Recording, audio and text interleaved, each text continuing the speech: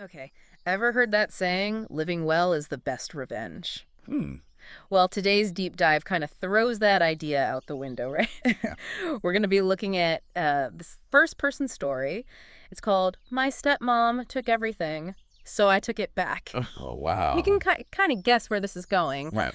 but the path to revenge, Right. it's messy. It sounds messy. It really is, yeah. What's so gripping about this story, I think, is how it just dives headfirst into raw grief. Yeah, And the shockwaves it sends through a family. right. The narrator's world is just shattered when her mother dies. Yeah, And the mother leaves everything to the father. yeah. And that's where, like, the trust, that foundation of family starts to crumble. You really feel for the narrator, you know? Yeah. Imagine losing your mom, right? Right. Instead of getting comfort and support from your dad, Yeah. he kind of just checks out. Right. He buries himself in work, Yeah. leaves the narrator to just deal with this massive loss. Yeah. All alone. And that isolation, that feeling of abandonment, Right. that's really fertile ground for the seeds of resentment to grow. Oh, for sure. It makes you wonder, if the father Yeah. maybe subconsciously was already looking for an escape Yeah. even before the loss. Okay, so enter Louis, stage left. Yeah. But here's the kicker, right? Okay. Louis isn't just some random guy. Right. This is the narrator's childhood bully. Wow. We're talking years of torment, Okay. suddenly showing up as the new father figure. Wow. I mean, what kind of messed up fairy tale is this? It's almost as if the father's grief created a blind spot, Yeah. Was he so desperate for companionship that he missed the red flags? Right. Or did he just not care? Right. You know? Yeah. That's a question that we see the narrator kind of grappling with throughout the whole story. And it just keeps getting worse. Right. I mean, imagine this, right? Okay. Your childhood bully, the person who made your life hell. Is now living in your mom's house, Oh, wow. wearing her clothes, Huh. sitting in her favorite chair? Yeah. Like, how would you even process that? It's a total power shift, Yeah. And whether Louis is deliberately cruel Right. or just clueless, the impact is devastating. Yeah. It's like the narrator is losing her mother all over again, Right. piece by piece, as Louis just erases her presence from the home. And that brings us to kind of a legal question, Okay. which I know you can shed some light on. Right. The will left everything to the father, right? Right. So legally, did the narrator have any recourse? Mm. Could she have fought back against Louis' intrusion? It's a tricky situation. Yeah. Inheritance law can be complex, Right. but generally speaking, the will dictates how assets are distributed. Okay. So the father had the legal right to bring Louis into the home. Mm, The narrator's options would have been limited, right. likely involving a very costly and emotionally draining legal battle. So she's trapped. Yeah. Like, legally, there's not much she can do. Right. And emotionally, she's already reeling from her mother's death and Yeah. her father's emotional absence. Yeah. It's no wonder that she feels powerless. And that sense of powerlessness is key to understanding her choices later on. Yeah. You know, Yeah. we're talking about someone who's been stripped of everything that mattered. Yeah. Her mother, her home, her sense of belonging. Right. It's a recipe for resentment Right. and a thirst for payback. So to recap, right. Yeah. We've got a grieving daughter, Right. a checked out father, Yeah. and a bully turned step parent who's systematically erasing the memory of the narrator's mother. Wow. This is already intense, but Yeah. trust me, it's about to get a whole lot messier. What's fascinating here is that the story isn't just about the events themselves. Yeah. It's about the psychological impact that they have on the narrator. Right. It makes you think, what are the long-term consequences of unresolved grief? Of feeling betrayed by the people you should be able to trust the most. That's a great point, Yeah. I mean, we're all invested in the drama, Right. the who did what, right? Yeah. But this story really shines a light on the emotional scars, the trauma Yeah. that can fester when those wounds aren't addressed. Right. And that, I think, is where things start to take a darker turn for the narrator. Exactly. Yeah. The story shifts from simply being about loss Right. to exploring the complexities of human behavior, Yeah. the ways in which we cope with trauma, Right. and the choices we make when we feel backed into a corner. And speaking of corners, Yeah. things get even tighter for the narrator. Okay. When Louis gets pregnant, Oh, wow. suddenly there's a new heir, right, Right. a baby, Right. that further diminishes the narrator's place in the family. It's a cruel irony, isn't it? Yeah. The narrator, who's still grieving the loss of her mother, Right. is now being asked to step aside for a new child. A symbol of Louis's growing influence within the family. And it's not just a request. Right. She's essentially told to grow up, move out, make space for the new baby. Wow. Think about the message that sends, right? Yeah. You're not wanted here. Right. You're in the way. Yeah. It's like a punch to the gut, especially when you consider that this is the home her mother built. Right. The only place that holds her memories. And this brings us to a pivotal moment in the story. Yeah. You know, the narrator, faced with this ultimatum, makes a decision that will have profound consequences. Right. She chooses to leave, Yeah. to walk away from the home, the family, everything that's familiar. This is where, for me, the story takes on a whole new level of intensity. Wow. It's not just about Louis's cruelty or Yeah. the father's indifference. Yeah. It's about the narrator's breaking point. Right. The moment she realizes that staying will only lead to more pain and heartache. It's a powerful moment of self-preservation, Right? but it also marks the beginning of a downward spiral. Hmm. The narrator, cut off from her support system, Right. her inheritance, her sense of belonging, Yeah. finds herself struggling to survive, Yeah. bouncing from job to job, Right. couch to couch. Yeah. The trauma of her loss, Mm-hmm. compounded by this fresh betrayal, Right. it clearly takes its toll. It's heartbreaking to see how quickly her life unravels. Right. And it raises an important question for you, the listener. Okay. How do you deal with setbacks? Mm. Do you let them define you? Right. Or do you find a way to rise above them? Resilience is a key theme here. Right. You know, we see the narrator struggling to cope with this cascade of losses, Yeah. which might make you reflect on your own coping mechanisms. Right. Do you have a support system in place? Yeah. Do you have healthy outlets for processing difficult emotions? These are questions we don't often think about, right? Right. Until we're in the thick of a crisis. Yeah.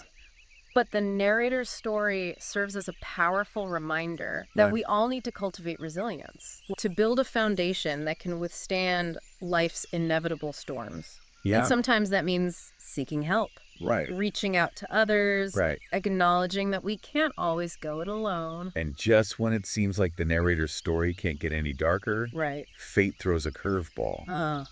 The father dies suddenly, Oh, well. and in a twist that no one saw coming, Okay. his will leaves everything to the narrator. Talk about a plot twist. Right. The person who was cast aside, Right. stripped of her inheritance, Yeah. now holds all the cards. Right. The question is, how will she play them? Right. Will she use this newfound power for good? Or will she seek revenge for the years of pain she endured? That's the cliffhanger that leads us into the next part of our deep dive. Oh. The narrator, armed with the power of the will, Right. returns to the house that was once her home, ready to confront Louis, Yeah. who is now facing the consequences of his actions. It's a face-off years in the making. It is. And we can't wait to unpack the emotional and ethical implications of this confrontation in part 2 of our deep dive. Right. Stay tuned. All right, so we left off with our narrator. She's standing on the doorstep of her childhood home, Right. will in hand, Yeah. ready to face Louis. Oh, wow. Talk about a showdown. It's a pivotal moment in the story, you know? Yeah. Remember, the narrator has spent years feeling powerless, Wow. watching as Louis took over her life, Right. her home, her family. Right. Now the tables have turned. Yeah. She holds the legal right to everything. You can practically feel the tension, you know? Right. Here's Louis, who was so smug and confident before, Yeah. now pleading for a place to stay, Oh, wow. using the baby as leverage. It's a classic manipulation tactic, isn't it? Yeah. Trying to guilt the narrator into showing compassion. It's a desperate move. Yeah. And it really highlights that shift in power dynamics, you know? Louis, who once held all the cards. Is now at the mercy of the person he wronged. Right.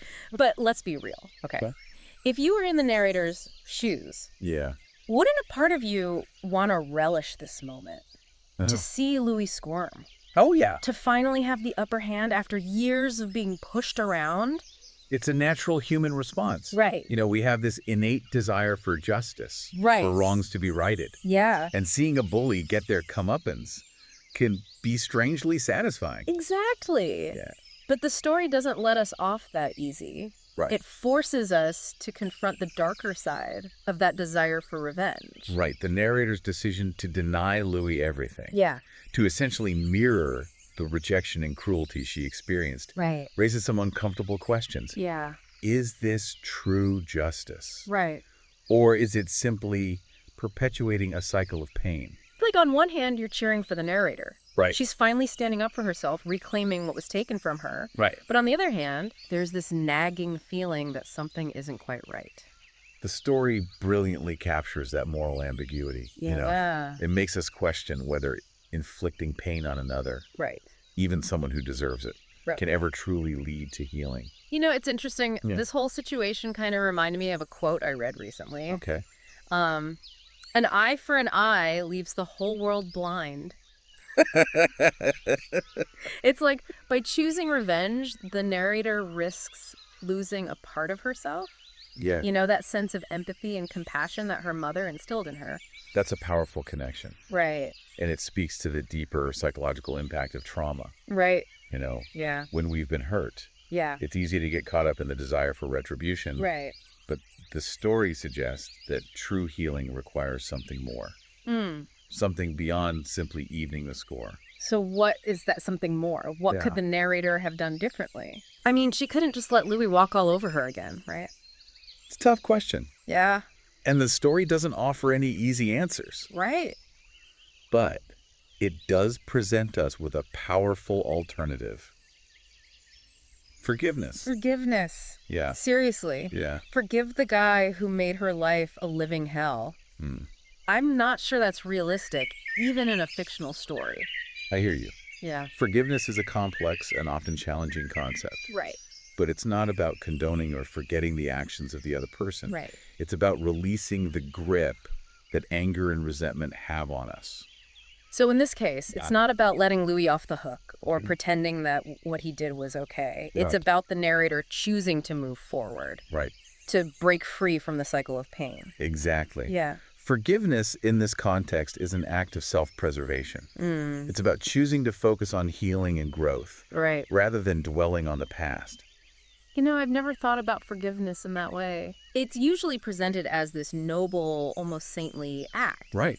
But framing it as a way to protect yourself from further pain, that's a game changer. Right. Yeah. And it's important to remember that forgiveness is a process, Yeah. not a switch you flip on and off. Right. It takes time, introspection, Yeah. and often a lot of hard work. So even though the narrator chose revenge in this instance, Right. the story still offers us a glimpse of what a different path might look like. Yeah. It challenges us to consider whether, in our own lives, we might be holding on to anger and resentment Right. that is ultimately harming us more than anyone else. Absolutely. Yeah. You know, the narrator's journey, while specific to her circumstances, Right. Yeah. speaks to a universal human experience, Yeah. the struggle to find peace and healing in the face of pain and betrayal. And that brings us to the final act of the story. Okay. The narrator, having asserted her power Right. and secured her inheritance, Yeah. is left to grapple with the aftermath of her choices. The story ends on a note of ambiguity. Right. We see the narrator standing in her childhood home, Yeah. seemingly victorious. Yeah. But the question lingers. Has she truly found closure? Right. Or has her act of revenge simply created new wounds? It's a question that each listener has to answer for themselves. Right. But I think that's what makes this deep dive so compelling. Yeah. It doesn't offer easy answers or pat resolutions. Right. It leaves us with a sense of unease, Yeah. forcing us to confront the complexities of justice, revenge, and enduring power of forgiveness.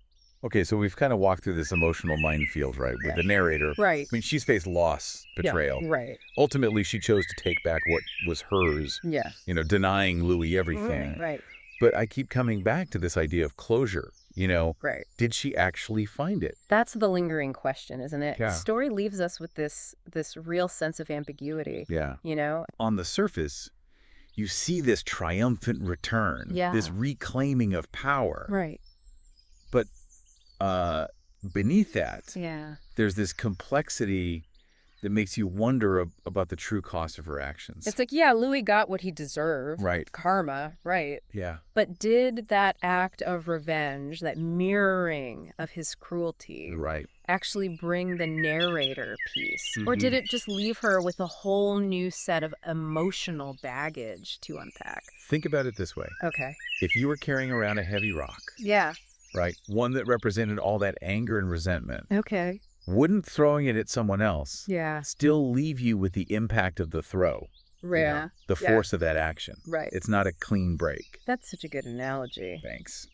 So even though she's back in her childhood home, Right. surrounded by her mother's things, Yeah. there's still this echo of the pain, the Right. betrayal. Right. And now she's added the weight of her own actions to that burden. Exactly. Yeah. And that's where the story really starts to challenge us. Yeah. It's not just about the satisfaction of seeing a bad guy get his due. Right. You know, Right. it's about understanding the long-term consequences of choosing revenge over, say, forgiveness, Right. or even just walking away. Okay, but let's be realistic. Okay. Forgiveness is hard, Yeah. especially when you've been deeply hurt. Right. How do you even begin to forgive someone like Louis, Yeah. who showed absolutely no remorse for his actions? Forgiveness isn't about absolving the other person. It's about freeing yourself. Okay. Think of it as untangling your emotions from the situation. Okay. You know, Yeah. you acknowledge the wrong that was done, Right. but you choose not to let it define you, Right. to hold you captive. That makes a lot of sense. Yeah. So it's like you're breaking the chains that bind you to that anger and resentment. Right. It's not about saying what happened was okay. Yeah. It's about choosing to move forward. Right. To focus on healing. And sometimes that means accepting that there might never be an apology, Right. that the other person may never acknowledge the pain they caused. Right. Forgiveness, in that case, Yeah. becomes a deeply personal act, Right. one that prioritizes your own well-being over the need for external validation. So applying that to our story, Yeah, even though the narrator didn't explicitly forgive Louis, right, do you think taking back the house, right. asserting her control, Yeah. could be seen as a form of self-forgiveness? Hmm. Like she's letting go of the guilt she might have felt for not fighting back sooner.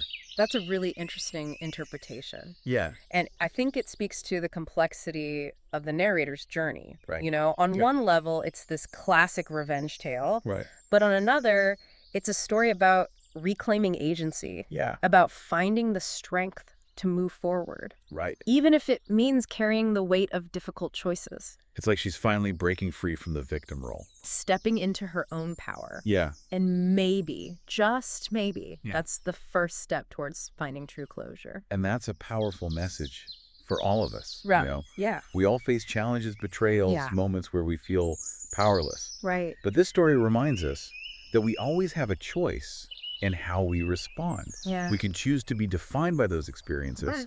or we can choose to rise above them, Right. to find our own path to healing and wholeness. This has been such a thought-provoking deep dive. It has. I mean, we started with this juicy revenge story, Yeah. and we ended up exploring the depths of grief, Right. forgiveness, Yeah. and the resilience of the human spirit.